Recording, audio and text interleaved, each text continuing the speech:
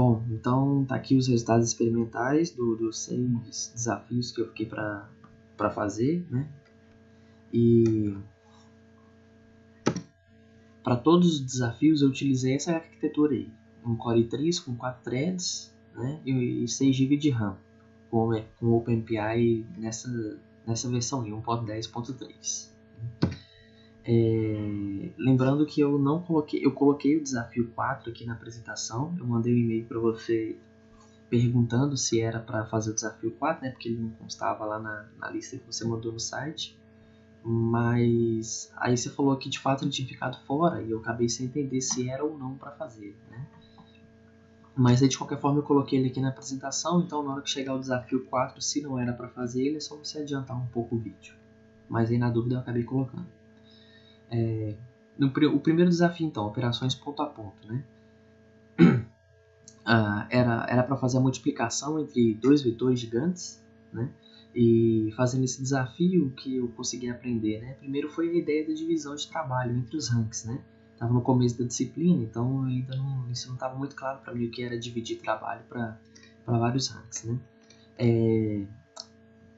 A gente também teve que ver que para todas as implementações a gente ia precisar de usar funções básicas do MPI, né? Como o MPI init, com rank, com size, finalize, né? E neste desafio em específico, nós utilizamos as funções de OpenAPI Send, de MPI Send e MPI Receive, né, para envios e recebimentos de mensagem. Então, para multiplicação desses 2 vetores, eu utilizei a seguinte estratégia.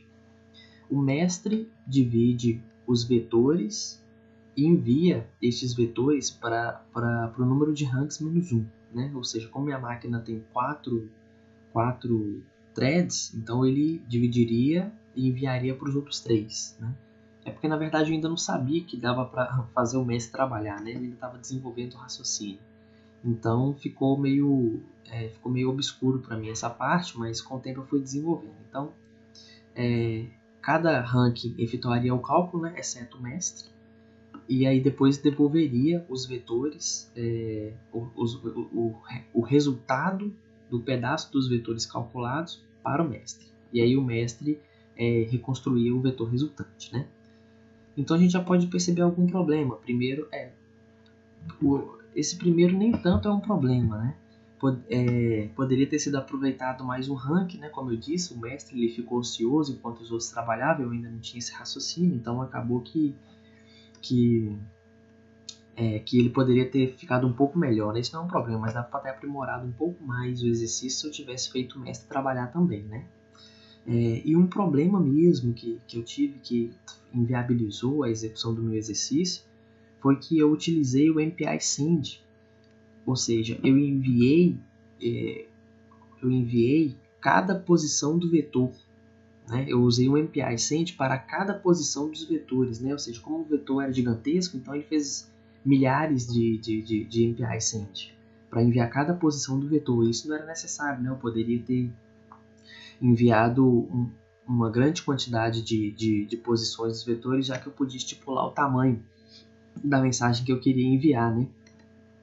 Em um dos parâmetros do MPI Send. Então, eu também não tinha entendido muito bem como estipular esse tamanho, então acabou que eu usei um MPI Send para cada posição do vetor e acabou inviabilizando a execução do exercício, né? Demorava muito, porque ele ficava muito tempo fazendo comunicação, né? MPI. Então demorou bastante.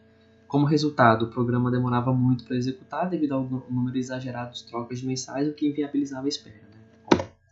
No desafio 2, aí no caso eu nem perdi tempo fazendo o speed up deste primeiro exercício, né? Porque é claro que não valia a pena nem fazer o estudo de caso. Aí pro desafio número 2, então, operações coletivas, o que a gente aprendeu, né, foi funções MPIs para operações coletivas, né, broadcast, gather, scatter, all-to-all e reduce, né. O desafio, então, foi multiplicar 2 matrizes utilizando operações coletivas. A estratégia que eu utilizei para estar executando esse exercício foi dividir a matriz A pelo número de ranks com scatter e enviar a matriz B para o broadcast, já que todas as matrizes utilizaria a matriz B por completo, né? Então eu enviei a B para o broadcast. E depois no final ele juntaria todos os pedaços fazendo gather. Aí eu implementei o sequencial e o paralelizado, né? E para cada um deles eu testei uma matriz variando de 100 a 100, de 500 até 1000. E aí aqui já dá para a gente perceber que o resultado do paralelizado sempre foi menor do que o do sequencial, né? Aqui, por exemplo, para tamanho 1000, o sequencial demorou mais de 10 segundos e o paralelizado demorou quase 8.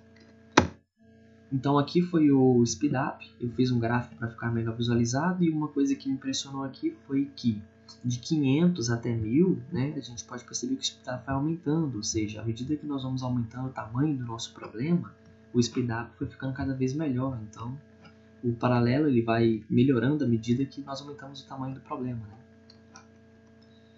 Para o desafio 3, então, operações assíncronas, né? Os conceitos aprendidos foi iSend, iReceive, esperar, né, e testar, ver se chegou algum, né, se o buffer já tinha mensagem, né, esperar até ele terminar de enviar ou receber. Desafio multiplicar as duas matrizes com operações assíncronas, né? Então, qual foi a estratégia que eu utilizei? Eu dividi a matriz A pelo número de ranks. Lembrando que neste ponto eu já não estou mais utilizando apenas 3 ranks, não. Já estou fazendo o cálculo, eu sempre estou fazendo estou utilizando o mestre para também fazer cálculos, né? Não estou mais desperdiçando o rank, não.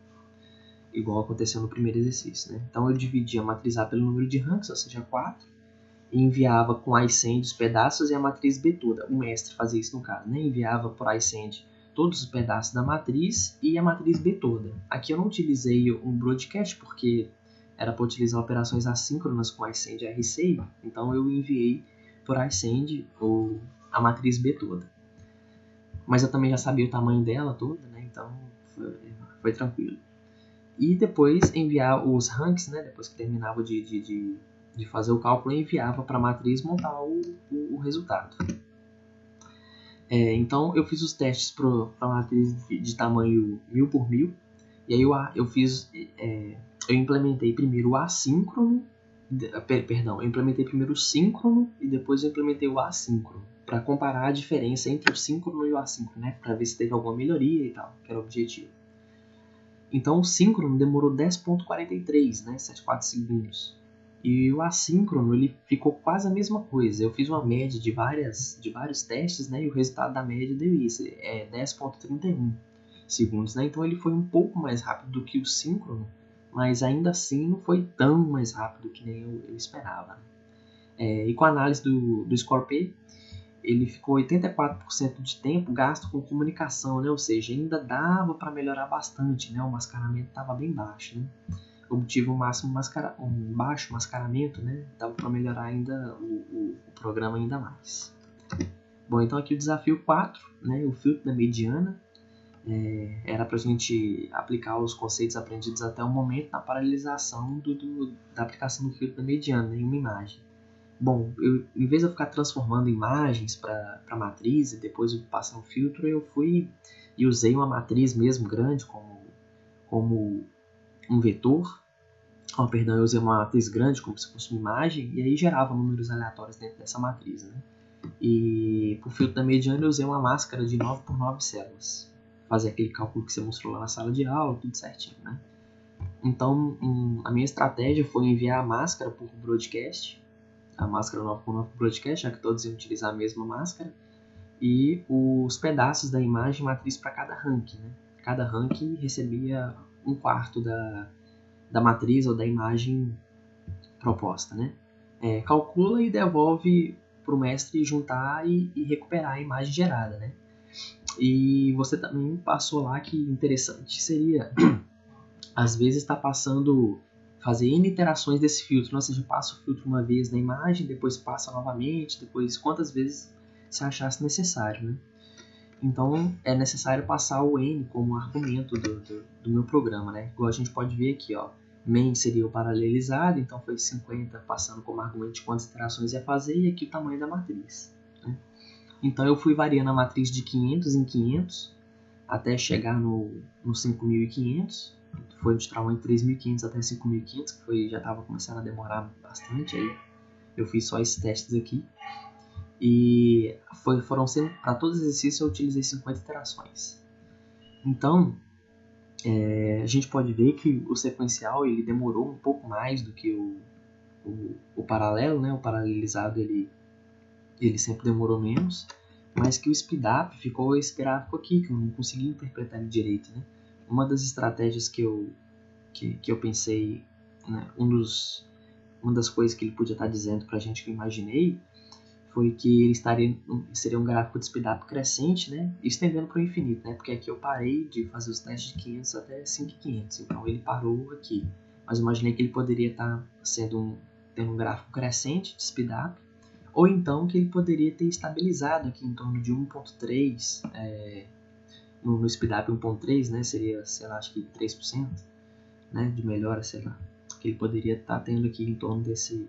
Se a gente estendesse ele para o infinito, né? Ele estaria mais ou menos sempre nessa média aqui. Desafio 5, então, foi o Mandelbrot, né? Então, o que a gente aprendeu nesse desafio, né? Agora aqui a gente está introduzindo o conceito de memória compartilhada. Então, já estamos memória compartilhada, porque agora a gente vai utilizar o OpenMP, né? Como programação paralela. Então, a gente aprendeu sobre Parallel Session, Parallel For, variáveis privadas e compartilhadas, né? E o escalonamento, que também é bastante importante. Eu utilizei escalonamento dinâmico, eu utilizei estático aqui também no exercício, mas também teria o guiado para fazer os testes, né? Então, o desafio foi paralelizar o código do Rosetta Code para o Mandelbrot, né? Baixei o código, então, implementei o código que estava lá, que é sequencial, para ver qual a diferença seria do paralelizado, né? E a primeira coisa que eu fiz no paralelizado foi colocar o Pragma OMP Parallel For para cada for que tivesse lá, né?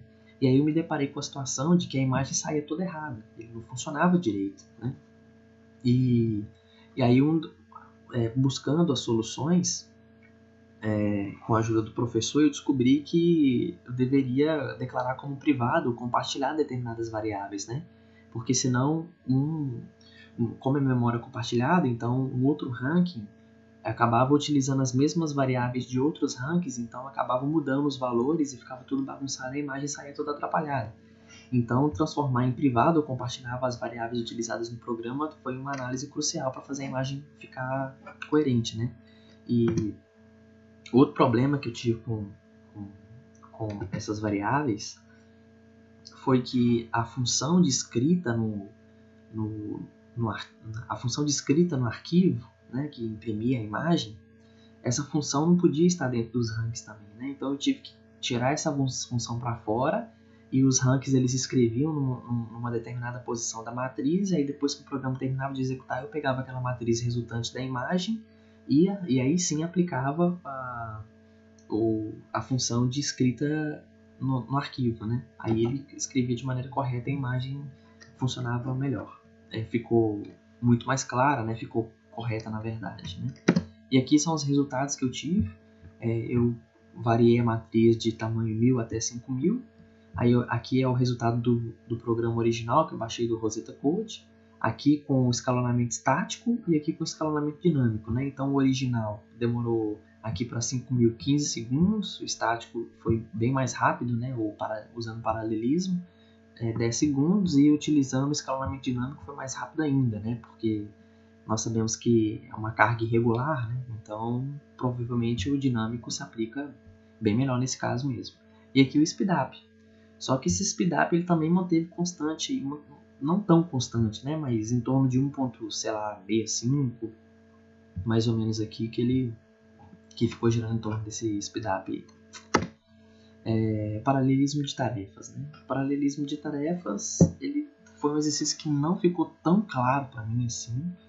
De todos, para mim ele foi o desafio mais difícil, né? Eu utilizei sessões, os conceitos aprendidos, né? Perdão, foram sessões paralelas, né? E tarefas, task weight, task group para um grupo de tarefas, né, um tight.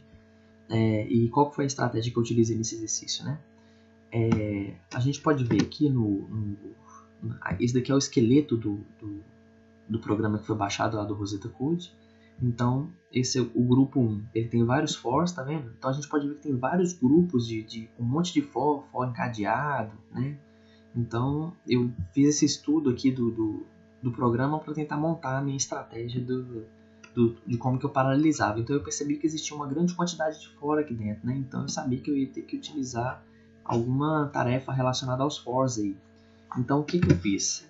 Eu, pelo grande número de laços de cada grupo de for ali, eu coloquei dentro de um task group, né? E cada task group foi composto por várias tasks, sendo uma para cada laço do for, ou seja, eu utilizei uma task para cada for e essas tasks estavam dentro de uma task group, que seria o grupo 1, o grupo 2 e o grupo 3. Então essa foi a estratégia que eu utilizei, porém o meu programa ele funcionou, mas ele demorou muito mais para executar do que o programa original, né? Então eu acabei também nem fazendo estudo de speed up, porque não vale a pena, já que não ficou bem feito, né? Eu fiquei bastante tempo tentando fazer esse exercício, mas infelizmente não consegui. Bom, era isso então que eu queria falar para você, né? Que exceção de dúvida, se alguém da sala tivesse alguma dúvida, né? Mas não deu para apresentar lá na sala de aula. E enfim, então é isso. Obrigado, valeu.